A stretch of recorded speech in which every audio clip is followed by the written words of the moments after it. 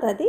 जय श्री कृष्ण। स्वागत है आपका मेरे इस धार्मिक चैनल @अनीता धार्मिक ज्ञान पर। आज मैं आपको अपने इस वीडियो में पितरों की शांति के और मुक्ति के लिए कौन सा अध्याय पाठ करना चाहिए और किस प्रकार करना चाहिए, इसका अर्थ क्या है, इन सब की जानकारी दूंगी।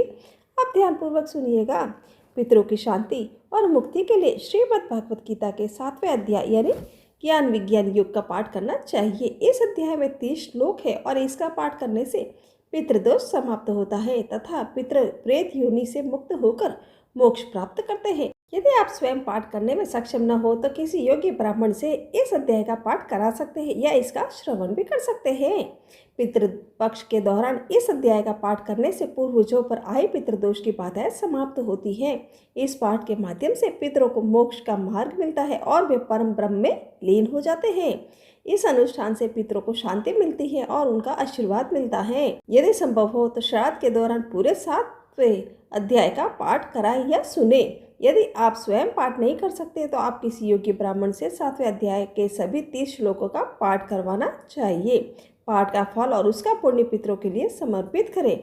आप पितृपक्ष के दौरान प्रतिदिन इस अध्याय का पठन या श्रवण कर सकते हैं। अब मैं आपको पितृपक्ष के 7वें अध्याय के महत्व के बारे में बताती हूँ।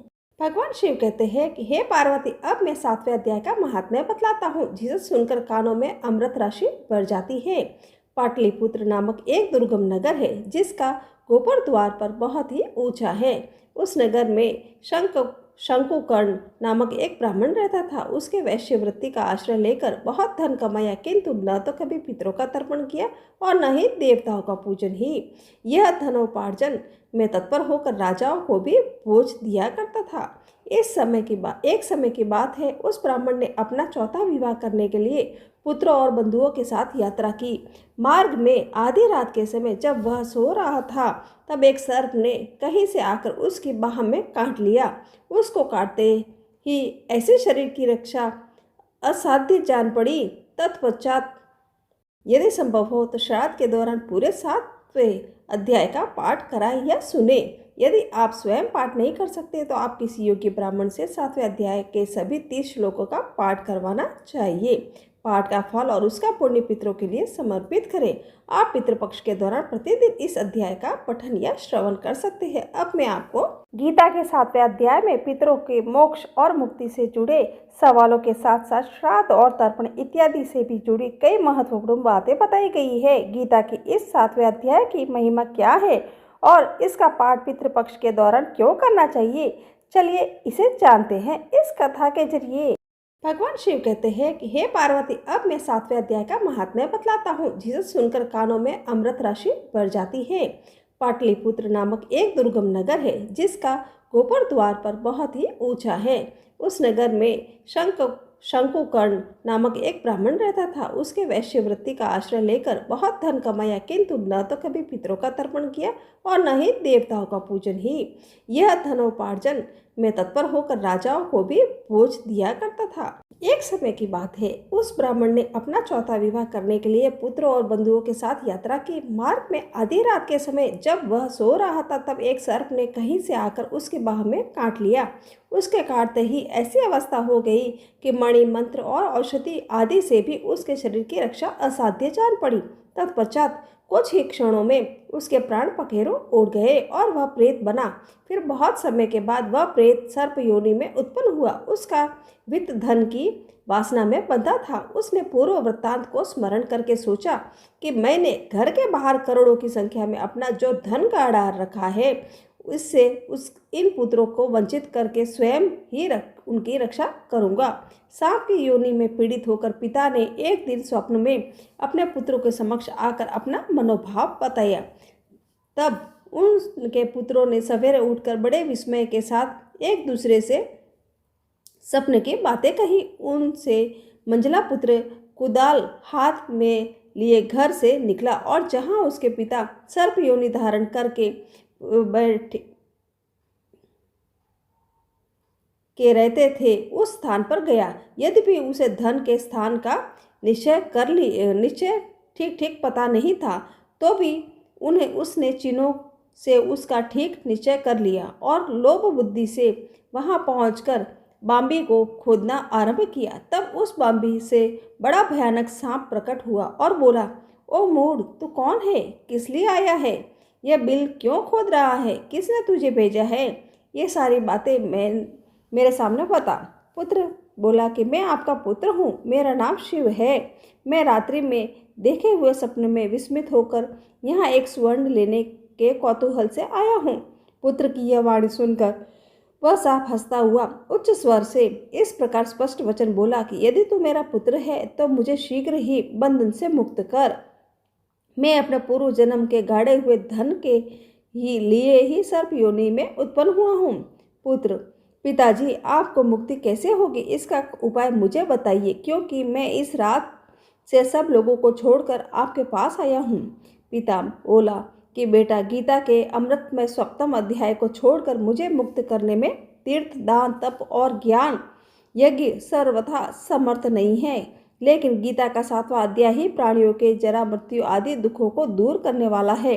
पुत्र, मेरे श्राद्ध के दिन गीता के 7वें अध्याय का पाठ करने वाले ब्राह्मण को श्रद्धापूर्वक भोजन करवाओ। इसके निसंदेह मेरी मुक्ति हो जाएगी। बस अपनी शक्ति के अनुसार पूर्ण श्राद्ध के साथ निर्वसई और वेद विद्या से प्रवीण अन्य ब्राह्मण को भी भोजन करवाना। सर्प योनि में पड़े हुए पिता के ये वचन सुनकर सभी पुत्रों ने उसकी आज्ञा अनुसार तथा उनसे भी अधिक किया। तब शंकुकर्ण ने अपने सर्प शरीर को त्याग कर दिव्य देह धारण किया और सारा धन पुत्रों को अधीन कर दिया।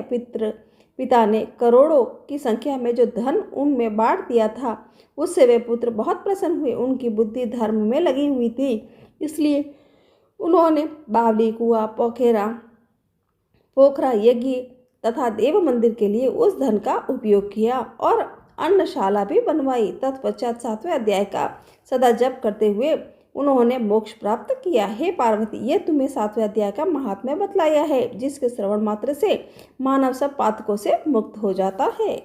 अब मैं भगवत गीता के 7वें अध्याय का भावार्थ सुनाती हूँ, आप ध्यानपूर्वक सुनिएगा। श्री भगवान ने कहा कि हे प्रताप पुत्र, अब उसको सुन जिससे तू योग का अभ्यास करते हुए मुझ में अन्य भाव से मन को स्थित करके और मेरी शरण होकर संपूर्णता से मुझको बिना किसी संचय से जान सकेगा। अब मैं तेरे लिए एक परम ज्ञान को अनुभव सहित कहूँगा, जिसको पूर्ण रूप से जानने के बाद भविष्य में इस संसार में तेरे लिए अन्य कुछ जानने योग्य शेष नहीं रहेगा।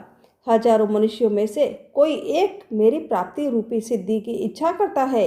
इस प्रकार सिद्धि की प्राप्ति के लिए प्रयत्न करने वाले मनुष्य में से कोई भी एक मुझको तत्व रूप में साक्षात्कार सहित जान पाता है।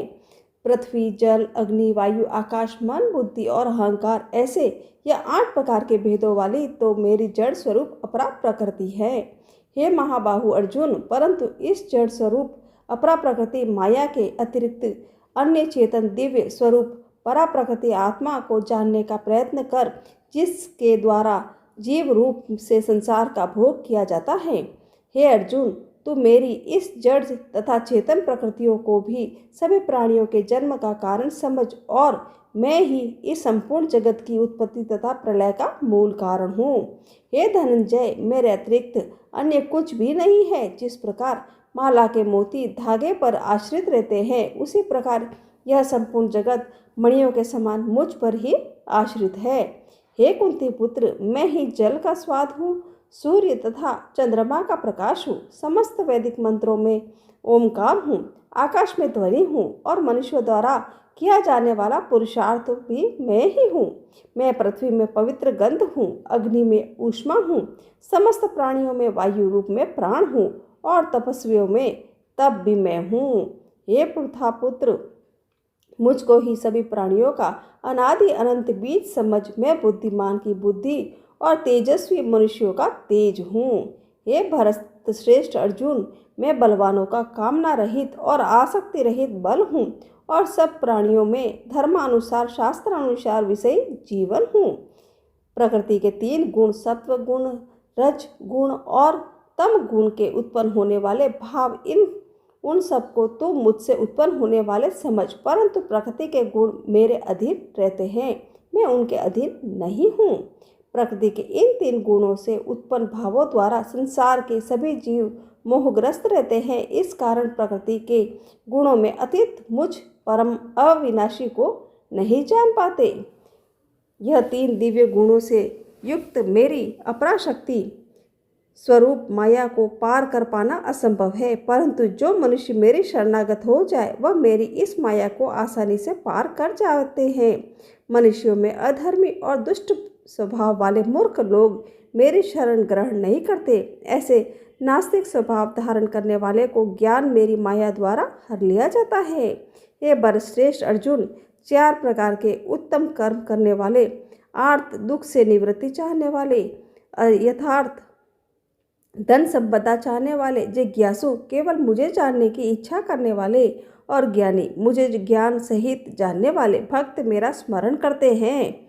इनमें से वह ज्ञानी सर्वश्रेष्ठ है जो सदैव अन्य भाव से मेरी शुद्ध भक्ति से स्थित रहता है, क्योंकि ऐसे ज्ञानी भक्त को मैं अत्यंत प्रिय होता हूँ और वह मुझे अत्यंत प्रिय होता है। यद्यपि ये चारों प्रकार के भक्त उदार हृदय वाले हैं, परंतु मेरे मत के अनुसार ज्ञानी भक्त का साक्षात मेरा ही स्वरूप होता है, क्योंकि वह स्थिर मन बुद्धि वाला ज्ञानी भक्त मुझे अपना सर्वोच्च लक्ष्य जानकर मुझ में ही स्थित रहता है। अनेकों जन्मों के बाद अपने अंतिम जन्म में ज्ञानी मेरे शरण ग्रहण करता है। उसके लिए सभी के हृदय में स्थित सब कुछ मैं ही होता हूँ। ऐसा महात्मा अत्यंत दुर्लभ होता है। जिन मनुष्यों का ज्ञान सांसारिक कामनाओं के द्वारा नष्ट हो चुका है, वे लोग अपने अपने स्वभाव के अनुसार पूर्व जन्म के अर्जित संस्कारों के कारण प्रकृति के नियमों के वश में होकर अन्य देवी देवताओं की शरण में जाते हैं। जैसे ही कोई भक्त जिन देवी देवताओं के स्वरूप को श्रद्धा से पूजने की इच्छा करता है, उसकी श्रद्धा को उन्हीं देवी देवताओं के प्रति स्थिर कर देता हूँ। वह भक्त सांसारिक सुख की कामनाओं से श्रद्धा से युक्त होकर उन देवी देवताओं की पूजा आराधना करता है और उसकी वह मनोकामना पूर्ण भी होती है, किंतु वास्तव में यह सभी इच्छाएं मेरे द्वारा ही पूरी की जाती हैं। परंतु उन अल्प बुद्धि वालों को प्रातः वह फल क्षणिक होता है और भोगने बाद समाप्त हो जाता है। देवताओं को पूजने वाले देवलोक को प्राप्त होते हैं, किंतु मेरे भक्त अनंत मेरे परम धाम को ही प्राप्त होते हैं। बुद्धिहीन मनुष्य मुझ अप्रकट परमात्मा को मनुष्य की तरह जन्म लेने वाले समझते हैं, इसलिए वह मेरे सर्वश्रेष्ठ अविनाशी स्वरूप को परम प्रभाव को नहीं समझ पाते। मैं सभी के लिए प्रकट नहीं हूँ, क्योंकि मैं अपनी अंतरंगा शक्ति योग माया द्वारा आच्छादित रहता हूँ। इसलिए यह मूर्ख मनुष्य मुझ अजन्मा अविनाशी परमात्मा को नहीं समझ पाता। हे अर्जुन, मैं भूतकाल में, वर्तमान में और भविष्य में जन्म मृत्यु को प्राप्त होने वाले सभी प्राणियों को जानता हूँ, परंतु मुझे कोई नहीं जानता। हे भरतवंशी, हे शत्रु विजेता, संसार में सभी प्राणी इच्छा द्वेष आदि द्वंद्वों के उत्पन्न मोह के कारण जन्म लेकर पुनः मोह को प्राप्त होते हैं, परंतु जिस मनुष्य ने पूर्व जन्म में और इस जन्म में पुण्य कर्म किए हैं तथा उसके सभी पाप पूर्ण रूप से भी नष्ट हो चुके हैं, वह दृढ़ संकल्प से साथ मेरी भक्ति करके मोह आदि सभी द्वंद्वों से मुक्त हो जाता है। जो मनुष्य मेरी शरण होकर वृद्धावस्था और मृत्यु की मुक्ति पाने की इच्छा करता है, ऐसे मनुष्य उस परम ब्रह्म और परमात्मा को और उसके सभी कर्मों को पूरी तरह जानता है।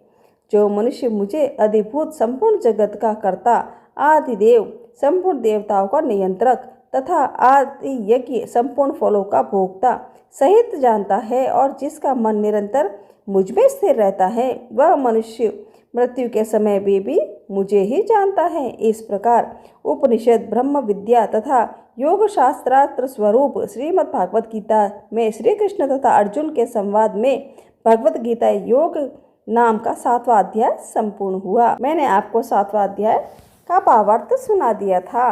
गीता के 7वें अध्याय, जिसे ज्ञान विज्ञान योग कहते हैं, में श्री कृष्ण अर्जुन को परम ज्ञान के बारे में बताते हैं। इसमें वे अपनी 2 प्रकार की प्रकृतियों, ऊर्जाओं का वर्णन करते हैं। एक अपरा भौतिक, जिसमें पृथ्वी, जल, अग्नि, वायु, आकाश, मन, बुद्धि और अहंकार आते हैं। दूसरी परा, जो सब चेतन जीवों से युक्त है। कृष्ण बताते हैं कि वे इन दोनों प्रकृतियों के मूल स्रोत है और सारी सृष्टि उन्हीं से उत्पन्न होती है। वे यह भी समझाते हैं कि कुछ ही लोग उन्हें वास्तव में जान पाते हैं और वे कैसे अपने भक्तों को जरा मृत्यु के कष्टों से मुक्ति दिलाते हैं। यह अध्याय से मुख्य बिंदु दिए गए हैं। कृष्ण अर्जुन को बताते हैं कि वे सभी प्रकार के ज्ञान और विज्ञान का मूल है। वे स्वयं को सभी भौतिक और आध्यात्मिक ऊर्जाओं के मूल के रूप में प्रकट करते हैं।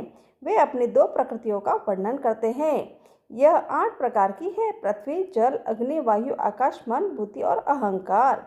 यह सजीव जीवों से युक्त है जो भौतिक प्रकृति को साधनों का उपयोग करते हैं। कृष्ण समझाते हैं कि सभी मनुष्य परम सत्य को जानने में रुचि नहीं रखते। हजारों में से कोई एक ही व्यक्ति मुझे वास्तव में जान पाता है। वे बताते हैं कि जो लोग मुझे पूर्ण रूप से जान लेते हैं उन्हें जरा मृत्यु के कष्टों से मुक्ति मिल जाती है। यह अध्याय ज्ञान और भक्ति के माध्यम से परम सत्य को जानने का मार्ग दिखाता है जिससे व्यक्ति मोक्ष को प्राप्त कर सकता है। मेरी ये कहानी महात्म्य और 7वां अध्याय समाप्त हुआ। जय श्री कृष्णा, जय माता दी। अगर आपको मेरा ये वीडियो पसंद आया है तो आप मेरे इस वीडियो को लाइक, शेयर और सब्सक्राइब करना मत भूलिएगा।